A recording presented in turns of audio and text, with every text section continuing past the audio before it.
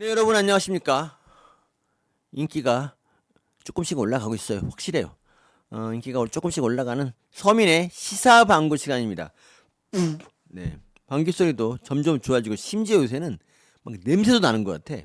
자, 오늘 주제는 이 좌파는 어떻게 대한민국을 먹었나 이런 주제입니다. 물론 이제 대선에서 이기면 뭐 우리가 행정부라도 좀 지키게 되진 거지만 혹시 지면 이제 완전히 대한민국은 좌파의 수중에 들어가는 거죠. 그것도 악성 좌파. 어떻게 이런 일이 생겼는지를 한번 알아보겠습니다. 이재명이 5월 10일 날 경남 창녕 갔을 때 이런 말을 했어요. 어, 우리가 잘한다고 되는 게 아니라 가만히 있으면 상대방이 자빠진다. 그럼 우리가 이긴다. 이게 참 재수없는 말이지만 제가 이재명 말할 때마다 다 반박했지 않습니까? 근데 저 말에는 반박이 불가능했습니다. 5월 10일 그때 상황에서 정말 얼마나 기가 막힌 일이 벌어졌습니까? 국힘에서 그때 단일화를 놓고 김문수파랑 한덕수파가 이제 싸움질하고 있었잖아요. 그런데 이 덕수파의 권성동 이런 분들이 김문수의 후보 자격을 박탈했어. 그러니까 이제 김문수 후보가 법원에 가처분을 냅니다. 내 후보 지위를 좀 인정해 주라. 이렇게 얘기했단 말이죠. 근데 그게 기각이 됐어. 놀란 김문수가 그 다시 가처분을 내는데 이번에는 후보 자격을 그냥 박탈하는 것 자체가 좀 위법이다. 이래갖고 가처분을 또 냈어요. 그랬는데 그게 결과 나오기 전에 국민의힘이 당원 투표를 했거든요. 한덕수 후보를 이제 추대하는 그런 당원 투표야. 거기서 한덕수 후보 부결이 된 거야. 부결. 그러니까 무슨 말이냐면 뭐 김문수 후보보다 한덕수 후보가 더 안정적이고 뭐 득표 가능성이 많다고 생각하는 사람도 있어. 그런데 그런 사람들조차도 이렇게 후보를 강제로 빼서 강탈하고 한덕수 후보를 추대하는 거 이거는 아니다 싶은 거지. 이게 정말 보수가 나온 거예요. 만약에 좌파였으면은 이런 일이 가능하겠습니까, 여러분? 아니지.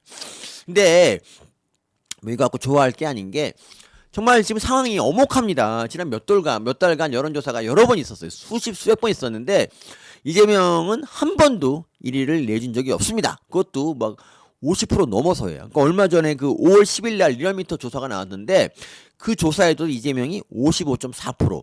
이게 이제 이재명의 취약점인 경제 분야를 묻는 거였거든. 경제 대통령 뭐 적임자 누구냐? 이재명 54%, 55%, 한덕수 19.9%, 김문수 12.3%예요. 그러니까 이런 상황에서 우리가 똘똘 뭉쳐서 뭐 전 보수가 결집해서 대항해도 이게 승리를 장담하기 어려운데 근데 경선 이전에 단일화하겠다고 약속했던 두 후보끼리 막 난타전을 벌이다 못해 법정까지 가는 그런 볼썽사나운 모습을 연출했잖아요. 그러니까 주변 보수 지지자들이 다 이렇게 말해요. 아, 정치 때려치고 싶다. 보수로 산다는 건 이렇게 어려운 것이냐.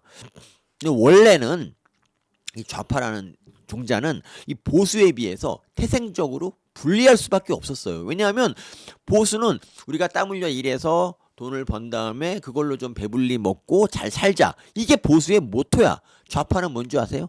야야, 쟤네 가진 건 내가 뺏어줄 테니까 그거 나눠 먹자. 이런 거라니까. 물론 이런 거를 좋아하는 사람들이 있지. 기본적으로 게을러 빠진 사람들이 이런 거 좋아하지. 그런데 이런 거를 또 대놓고 여러분 제 거 뺏어 이렇게 하기가 어렵다는 거지. 그래서 좌파는 태생적으로 보수에 비해서 공감을 얻기가 어렵다는 거예요. 그런데도 이 좌파는 어떻게 우리 사회를 지금 거의 소나기에 넣었냐? 비결 세 가지 중에 첫 번째, 좌파는 잔인합니다. 상대방이 조금 비틀거린다 싶으면 보수는 때릴라다 말고 그냥 다시 중립리그로 가요. 그냥 이 정도면 됐다 이렇게 방심하는 거지. 그러니까 좌파가 다시 힘을 모아서 공격하지. 근데 좌파는 어떤 줄 아세요? 상대방이 거의 하도 맞아서 거의 뭐 그렇게 상태에 막 피도 막 나고 있는데 그런데도 계속 때리는 거야. 예를 들어서 우리 윤 대통령 뭐 잘한 것도 많으시지만 저는 이분이 3년이 다 되도록 이재명을 처벌하지 못한 거 이거는 좀 아쉬워요. 뭐 사법부가 뭐 동조 안 했다 그래도 어쨌든 이거 좀 아쉬워요. 그리고 정말 악의 화신이라고 할 만한 문재인을 갖다 아예 처벌 시작도 안 했어. 아예 재판도 아직 시작도 안 했다고. 그랬잖아요. 그런데 이 문재인은 어땠습니까? 집권하자마자 2년 안에 박근혜 대통령 감옥에 다 보내고 대법원 확정 판결을 받았죠. 그리고 이번에 윤석열 대통령이 어떻습니까? 대통령 파면시킨 이후에도 공세를 늦추지 않아요. 예를 들어서 민주당이 그 욕먹은 게 뭡니까? 이번 그 계엄 전국에서 드러난 게 29번의 그 탄핵. 그리고 그 탄핵도 다 건이 안 되는 거를 한 거잖아. 그렇게 욕을 먹었으면 탄핵이 이제 파면도 됐으니까 탄핵을 자제할 만도 한데 안 그래. 최상목 권한대행 탄핵 발의해가지고 자진 사퇴하게 만들었고, 그리고 윤통 구치소 계실 때 구속 취소할 때 법원이 결정한 건데도 이걸 그 검찰이 항고하지 않았다는 이유로 심우정 검찰총장 탄핵안 발의했고요. 그리고 공수처가 이 아직도 최상병 그 사건 가지고 난리치는데 이거 가지고 대통령실 그리고 안보실을 압수수색을 시도했었어요. 며칠 전에는 그 김건희 명태균 특검법 그리고 내란 특검법 이거 하나하나 따져보면 굉장히 말이 안 되는 법들인데 이런 거를 단독으로 통과시켰어요. 이런 집요함, 이것이 바로 좌파입니다. 두 번째, 좌파는 뻔뻔스러워요. 남의 눈치를 보지 않는다는 소리입니다. 보수는요, 맨날 뭐 국민 여론이 어떻고 국민들이 나를 뭐라 생각할까 두렵다 이래가지고 이러면서 2번이나 우리 당 대통령을 탄핵시키는데 협조했잖아요. 지난 박근혜 대통령 때 62명이 찬성을 했고 이번 윤태 대통령 때는 12명인가가 20명인가 찬성을 했잖아요. 근데 좌파는 절대 그렇게 안 하지. 오히려 정말 빵에 가야 되는 그런 대표를 지킨답시고 진흙탕 싸움도 마다하지 않는 게 바로 좌파야. 예를 들어서 이재명을 위해서 발의했던 수많은 법안 있잖아요. 그런 게 그 대표적인 예예요. 예를 들면 민주당이 공직선거법 1심을 앞둔 지난 11월에 허위사실 공표죄를 삭제하고 그리고 당선 무효 기준을 벌금 원래 100만 원부터 당선 무효 이거거든요. 이거를 1,000만 원으로 올리자고 이런 법안을 발의. 이게 이재명을 위한 법이잖아. 그리고 5월 7일에는 허위사실 공표죄 조항을 입맛대로 고쳐서 공직선거법 개정안을 발의해서 단독으로 통과시킵니다. 그리고 대통령 된 뒤에는 형사재판을 정지시키는 법안을 발의하기도 했는데 이 법안에 이 단서 조항이 뭔지 아세요? 이거 정말 대단한 겁니다.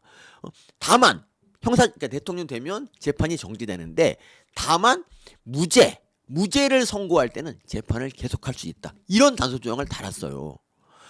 보수는 이런 짓을 할 수 있겠습니까? 없습니다. 보수의 품격을 내세우면서 우리는 쟤들하고 달라야 돼 이러면서 절대 나는 안 할 거라고 해버리는 게 바로 보수잖아. 세 번째, 좌파는 분열하지 않습니다. 박원순 전 서울시장 그 무리를 일으켜서 사망했잖아. 이 좌파들이 다 가서 그를 추모해. 그리고 여성단체들, 이 성범죄에 예민한 그분들까지도 다 추모했잖아. 그리고 이런 현상은 윤미향과 이 정의연 사태 때 똑같이 반복됐어요. 뭐 이런 사례가 워낙 많습니다. 이재명에 관한 그 공직선거법 대법원 판결 때 이 다 알 거 다 아는 민주당 법조인들까지 입을 모아서 대법원을 욕하고 협박까지 한 거예요. 이런 게 바로 좌파들의 단합성을 보여주는 좋은 사례입니다. 근데 우리 보수는 어떻습니까? 이 조금의 차이를 가지고 머리끼리 갖고 싸웁니다. 자, 제가 아까 보수는 점잔을 빼느라고 개싸움 안 한다 그랬잖아. 근데 보수가 개싸움 할 때가 딱 있어. 집안 싸움 할 때. 그때는 온갖 추접한 방법을 다 동원해서 싸웁니다. 지금 우리가 바로 목격하고 있는 게 바로 이겁니다, 여러분. 서민의 시사방구 여기서 마치기 전에 이 말만 하겠습니다. 보수야, 이제라도 좀 단결해서 제발 대선 이기자. 행정부라도 지켜야 될 거 아니냐.